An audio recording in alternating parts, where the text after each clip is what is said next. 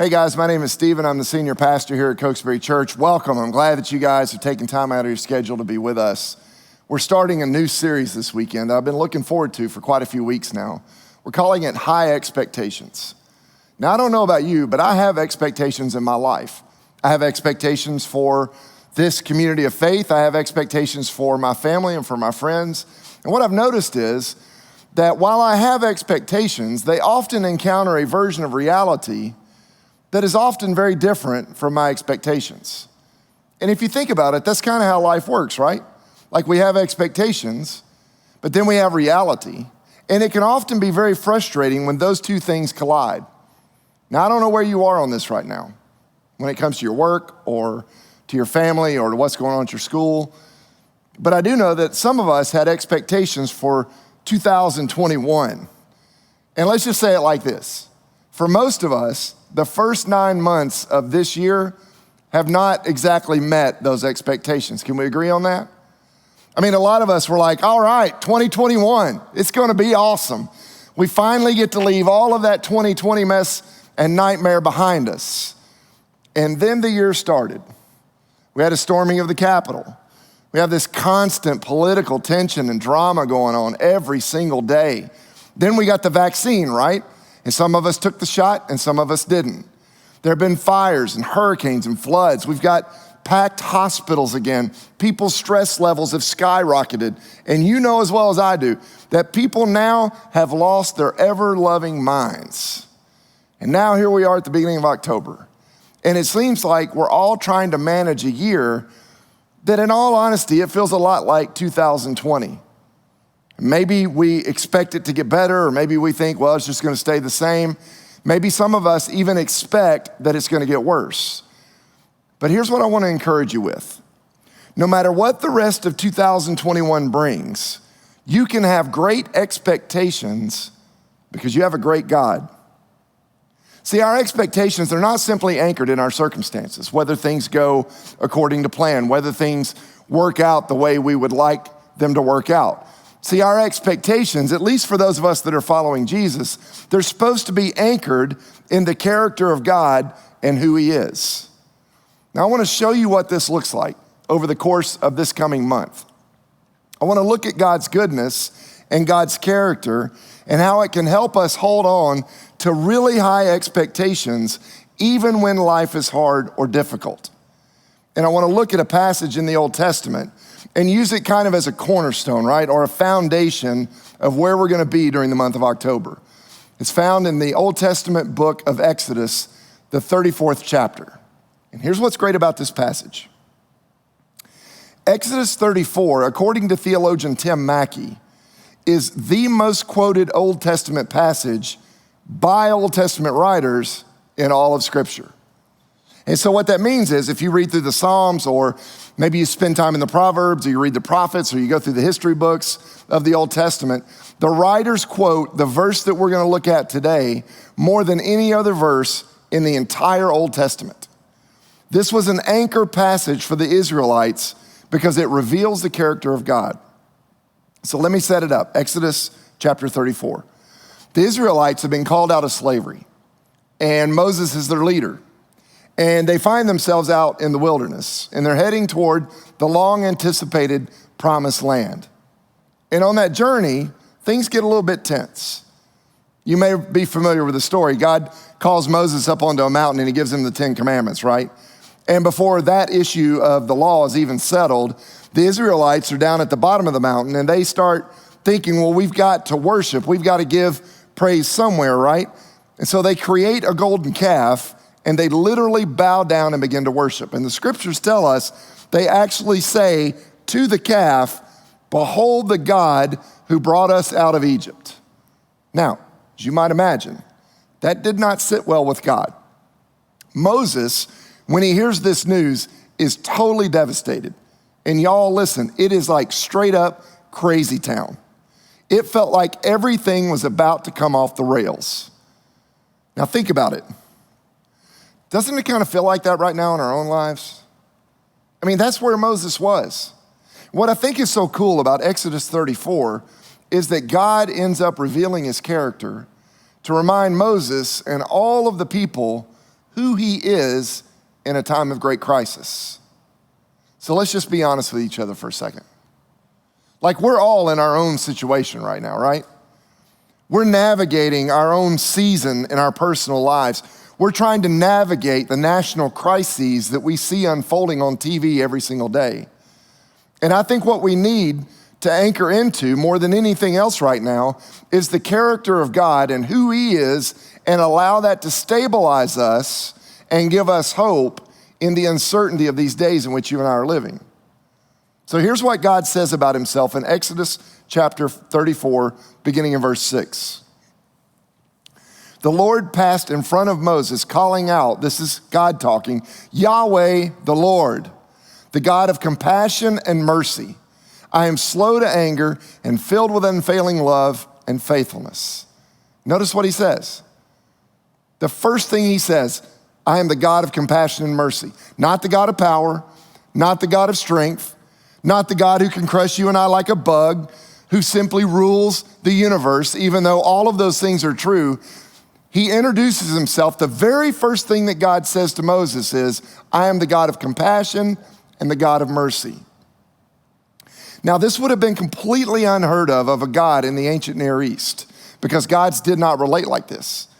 He says, the God of compassion and mercy. I'm slow to anger and filled with unfailing love and faithfulness. I mean, think about it. You can put your hope in a lot of things. You can place your hope in the economy. You can place your hope, if you choose, into a political party. You can actually place your hope into an unwarranted optimism about the future. But the only way that your hope is not going to be completely disappointed is when you anchor that hope in the God of compassion and mercy, who is slow to anger, who is filled with unfailing love, and who is unimaginably faithful. That's where your hope has to be. In fact, that would be my overarching desire for every single one of us. In fact, that's what I'm trying to do in my own life, is just simply relocate our hope so that we can renew our strength. And I would be willing to bet that some of us could use a renewal of our strength right now. Like, some of us are tired, right? Tired of COVID, tired of hearing about masks, tired of trying to navigate health concerns, tired of navigating on less resources. Maybe you're tired of all the drama in your family. Maybe you're tired of everything going on in the news. Maybe you're tired of every time you open an app or read an article, all you see is hate and division. Like, you're straight up tired. Do you want to renew your strength? It's simple. Just relocate your hope. In fact, that's my first idea for us today, is to relocate our hope. I don't know if you realize this or not, but Christmas is right around the corner. And believe it or not, I've actually been thinking about New Year's resolutions. And if you think about it for a second, there's a certain amount of hope that are always attached to our resolutions, right? Hope that maybe life will get better. Hope that spiritually we'll grow. Maybe we've got a hope that relates to our financial life or some other area of our personal life. There's always a hope that is connected to a resolution. And they're often kind of the little hopes in life. But how much more important is it to anchor in our bigger hopes on something that is foundational and that will actually last? Listen, only God is big enough to ensure your greatest hopes. Only God can ultimately ensure the things that matter most in life. In fact, Isaiah chapter 40, verse 31 says this, but those who trust in the Lord will find new strength. They will soar high on wings like eagles. They'll run and not grow weary. They will walk and not faint. You guys know this. If you hope in the news, it's unlikely that you're going to renew your strength. If you place all of your hope into a political party, it is highly unlikely that you're going to renew your strength. If you put your hope in your job, or you place your hope in the economy, or you put your hope in the people around you, it is unlikely that you're going to renew your strength. But according to Isaiah, if you put your hope in the Lord, he will renew your strength. And not only will he renew your strength, you'll actually soar like eagles. You will run and not grow weary. And that doesn't mean that life is going to be easy.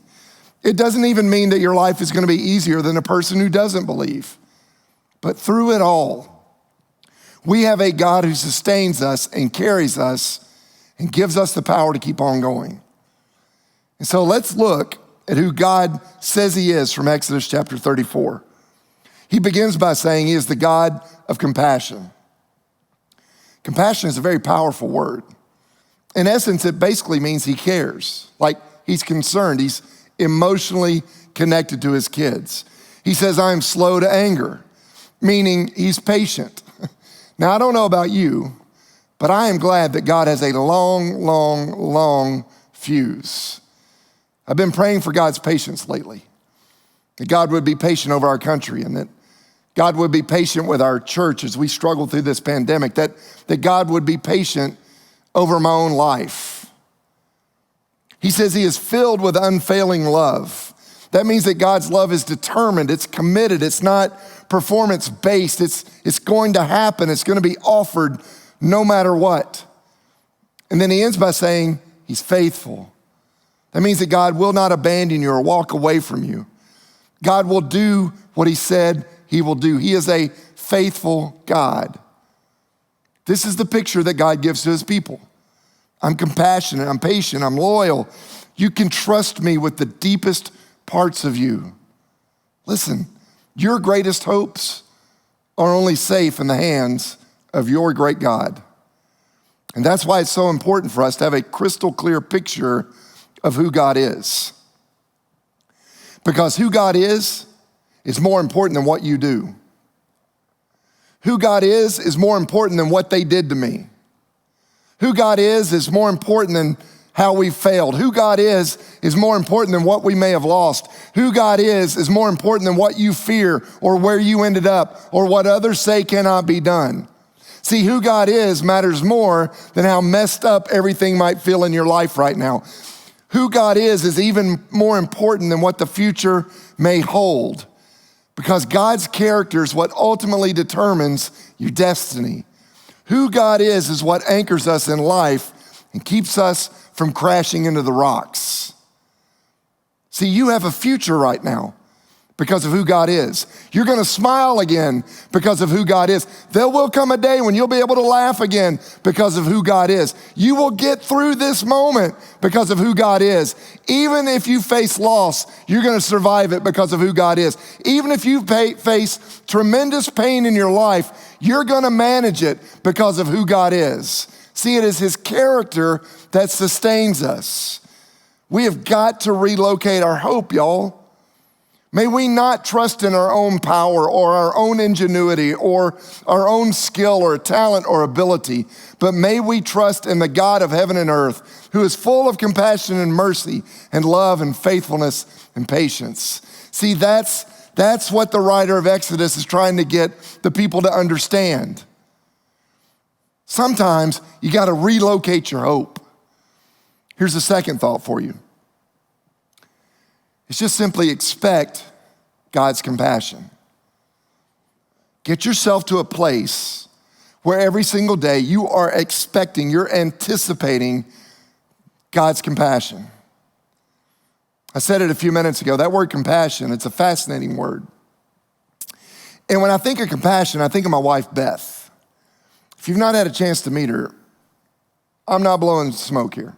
She is kind, she is compassionate, she's loving, she's incredibly patient, and she is straight up the anchor of our home.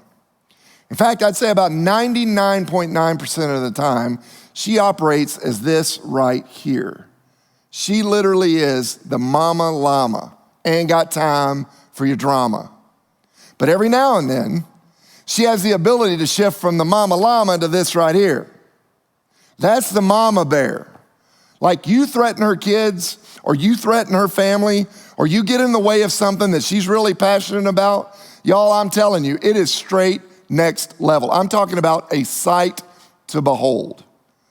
Now, why do I mention this? Well, the word compassion that we see in Exodus chapter 34 in the Hebrew language, it comes from the same root as the word womb. In other words, I think there's a double meaning here. On the one hand, it's an incredibly deep thing. It's a love that comes from deep down in the gut, in the womb. But secondly, it's a lot like a mother's love. Like God feels connected to his kids in a way that a mom feels connected to her kids. Like if you're a mom, you know what I'm talking about, right? Like a mom's love, it's different. They are connected physically to their children, and they're able to love on a whole other level. So when God says he has compassion for us, he's saying that he loves us from this deep, deep place of connection. He's not distant. He's not removed. He's actually connected. He's willing to go to any length to drive that fact home. I'm telling you, compassion is not a soft word, and it's not a passive word. It's an incredibly powerful word. It indicates a willingness to suffer for those that God loves, simply because he has compassion for them. And so when Jesus comes, he walks and he teaches, and the number one emotional response he has, if you read through the four biographies of his life, Matthew, Mark, Luke, and John, the number one emotional response is not anger, it's not sadness, and it's not frustration, and it's not disappointment. The number one emotional response that Jesus has is compassion. In Matthew 9:36, he's standing on a hillside and he's looking out over this large crowd. And Matthew says that when he saw the crowds, he had compassion on them because they were confused and helpless like sheep without a shepherd. One time he's standing beside the ocean and he sees a large crowd getting out of a boat. And again, Matthew 14:14 says that when Jesus saw the huge crowd, as he stepped from the boat, he had compassion on them and healed their sick. One time he encounters a guy with leprosy, and listen, back then you did not touch someone who had that disease. And yet Mark says that Jesus was moved with compassion, and he reached out and he touched him. He said, "Be healed." There's one time where there was this woman, and she lost her son. And as you might imagine, she's completely devastated. And Luke sits down and he writes about this moment. And he says this in Luke chapter 7. When the Lord, talking about Jesus, saw her, his heart overflowed with compassion. "Don't cry," he said. Then he walked over to the coffin and touched it. And the bearer stopped. "Young man," he said, "I tell you, get up." And then the dead boy sat up and began to talk. And Jesus gave him back to his mother. It's powerful.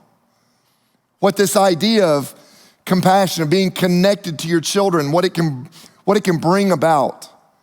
Jesus tells the story of the prodigal son in Luke chapter 15. The son finally returns home after literally living like hell. And Jesus says that his father runs out toward him and he embraces him and he kisses him. Why? Because he's filled with compassion for him. See, this is the reason Jesus hangs around sinners. It's because he has compassion for them. He feels connected to them. He's not distant. He's not uncaring. The primary reason is it's because he knows that his Father has compassion for them. Think about this. This is why the final week of Jesus' life is called Passion Week. Passion literally means to suffer.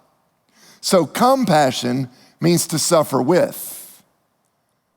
And so Jesus, led by love for his Father and his compassion for each of us, was willing to suffer and die so that you and I could live and live forever. So don't let your struggle define God's love. Let God's love define your struggle. God cares deeply for you, and that is really good news. Because if God cares, that means he hears your prayers. If God cares, that means he's moved by your struggles. If God cares, that means he's with you today, and he'll be with you tomorrow, and he'll be with you every single day of your life. If God cares, that means you're not alone. That means he's working on your behalf. That means that no power formed against you will be able to prevail. If God cares, that means that your future and my future, it's in his hands. If God cares, that means he'll send his strength when our strength feels like it's running out. See, if God cares, that means he'll protect you and he'll guide you and he will bless you at just the right time. Listen, if God cares, the world may be plagued with chaos right now, but it is not ruled by chaos. If God cares, that means that we don't have to doubt our salvation. We don't have to fear what others do or say because God himself is our defender. If God cares, that means he's with you. If God cares, that means you know that even if you don't get things right, he is right. See, if God cares, he'll help you grow. He'll send his spirit. He'll open the doors that you need opened and he'll close the doors that you need closed. If God cares, he will direct the nations. He will frustrate the plans of the wicked. He will lead this church. He will lead your family. He'll laugh with you. He'll cheer with you.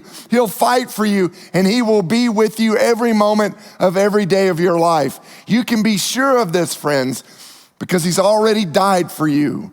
He's paid the ultimate sacrifice. That's what it means to live in freedom, that God is with us, that his character is good, that he is compassionate and full of mercy. He's not mad at you. He's not disappointed in you. He's not waiting on you to mess up so he can drop the cosmic hammer. No, man, God is doing everything in his power to convince us that we are deeply loved and we were created on purpose, with a purpose, for a very distinct purpose. And so the question that all of us have to wrestle with in this moment, and that I would challenge you to wrestle with for the rest of this week, it is very simple, is do you believe that God is who he says he is?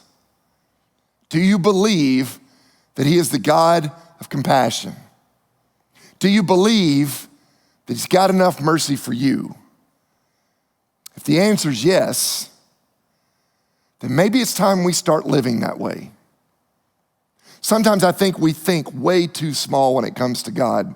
We want to create God in our image rather than living into the fact that we are created in God's image. We say all the time around this place, this is not about trying to position ourselves and get ourselves in a place where we become better versions of ourselves. We're created in God's image. That means that God brought us into existence so that we could be a better reflection of him. And I don't know what our world needs more right now than compassion. But sometimes you got to relocate your hope. And once you've relocated your hope, you got to learn to live expecting God's compassion. And then that's the third idea. You got to go show that compassion to somebody else. Y'all, I'm telling you, our world is broken and it is messed up. But even in the midst of all of that, there is great beauty out there. There is so much possibility and potential. There's an opportunity to experience change, not out there somewhere in the future, but we can experience change right now. But it's going to take more of us rolling up our sleeves, knowing the answer. Do we believe God is who God says he is?